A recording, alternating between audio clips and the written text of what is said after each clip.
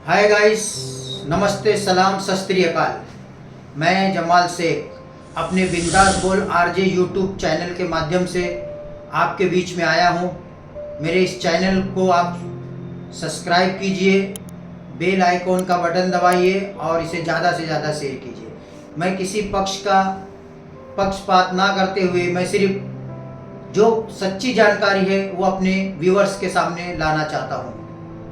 मैं आपको कोई साउथ की मूवी नहीं दिखा रहा, बल्कि मैं आपको साउथ के ही पावर स्टार पवन कल्याण के बारे में बताना चाहता हूँ।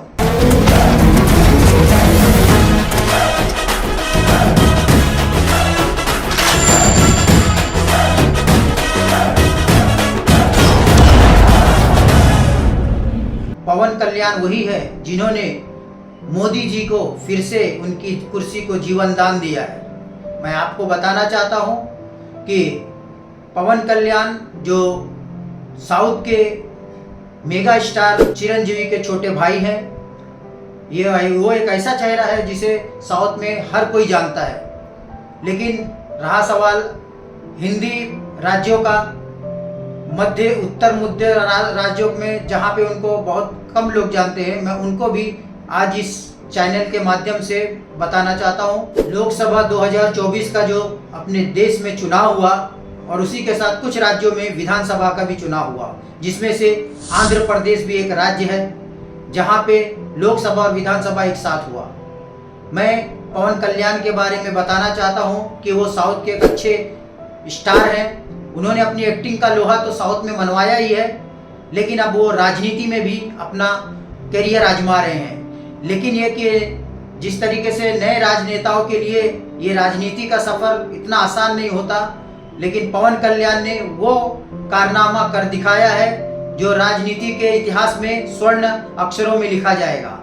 पवन कल्याण जो चिरंजीवी के छोटे भाई हैं, इसके पहले चिरंजीवी ने भी अपनी आंध्र प्रदेश में एक प्रजातंत्रम नाम से एक पार्टी बनाई। उन्होंने भी काफ़ी मेहनत की, लेकिन उसमें उन्हें कामयाबी नहीं मिली। बाद में उन्हें कांग्रेस में विलय करना पड़ा। लेकिन पवन कल्याण ने राजनीति में आने के लिए सबसे पहले आंध्र प्रदेश की जनता का मन टटोला। उन्होंने पूरे आंध्र प्रदेश के दौरे किए, सारे छोटे बड़े राज्यों, गांव में, जिलों में जाके उन्होंने लोगों से संपर्क किया।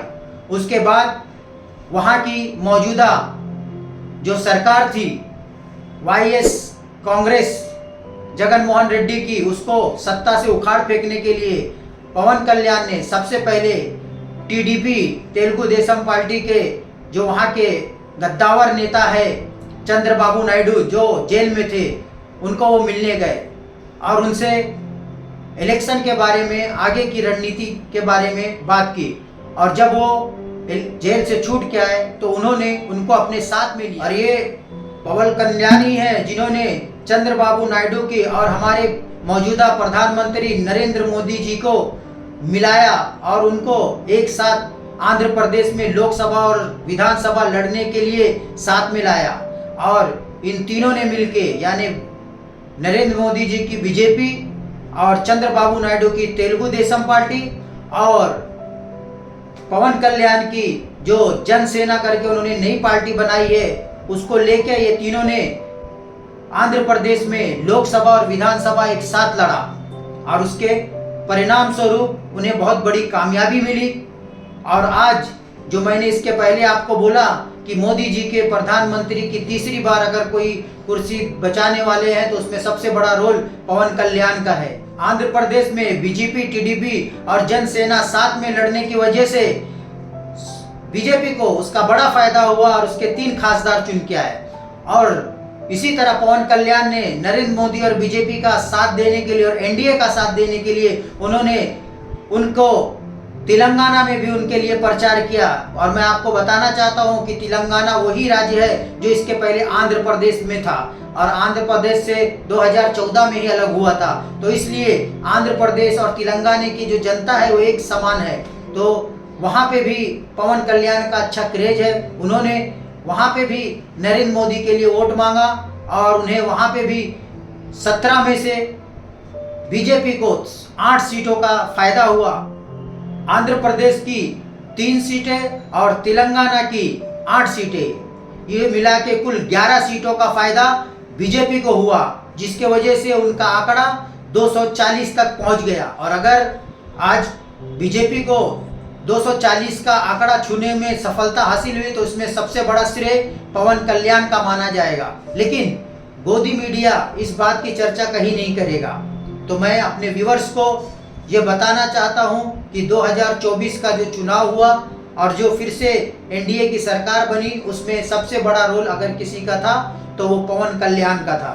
क्योंकि जिस तरीके से इंडिया अलायंस ने एक प्रचार किया था कि साउथ में बीजेपी साफ और नॉर्थ में हाफ, तो नॉर्थ में तो आप देख ही सकते हो कि बीजेपी को बहुत कम सीटें मिली, वो हाफ हो गई। लेकिन साउथ में जो साफ होने वाली थी, वहां पे उनको जो सीटें बढ़त हुई, उसके वजह से ही बीजेपी अपना अस्तित्व बचा पाई और आज फिर से तीसरी बार सरकार बना पाई। को बताना चाहता हूं कि जिस तरीके से पवन कल्याण एक अच्छे अभिनेता साबित हुए, उसी तरीके से एक अच्छे नेता भी साबित हुए। उन्होंने दिखा दिया कि राजनीति में कोई चीज नामुमकिन नहीं। हाँ, लेकिन वो एक अच्छे इंसान भी है। जो उन्होंने इतनी बड़ी जीत आंध्र प्रदेश में हासिल की, उसके बाद वो सबसे पहले अपने बड़े भाई चिरंजीवी के घर गए और उन्होंने उनके सामने दंडवत होकर उनका प्रणाम किया, उनका आशीर्वाद लिया और अपने जीत की और सफलता की श्रेय उन्होंने अपने भाई चिरंजीवी को दिया। ये एक अच्छे संस्कार भी पवन कल्याण के अंदर हमें देखने को मिले। तो आगे मेरा ऐसा अनुभव है कि आने वाला जो वक्त है आंध्र प्रदेश का, उसमें पवन कल्याण और उनकी जनसेना पार्टी का एक बड़ा रोल होगा।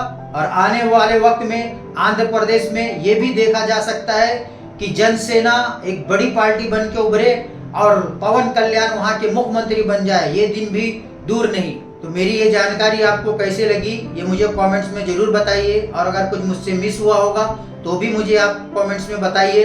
और मेरे इस चैनल को आप शेयर कीजिए, लाइक कीजिए और सब्सक्राइब करना ना भूलिएगा। जय हिंद, जय भारत।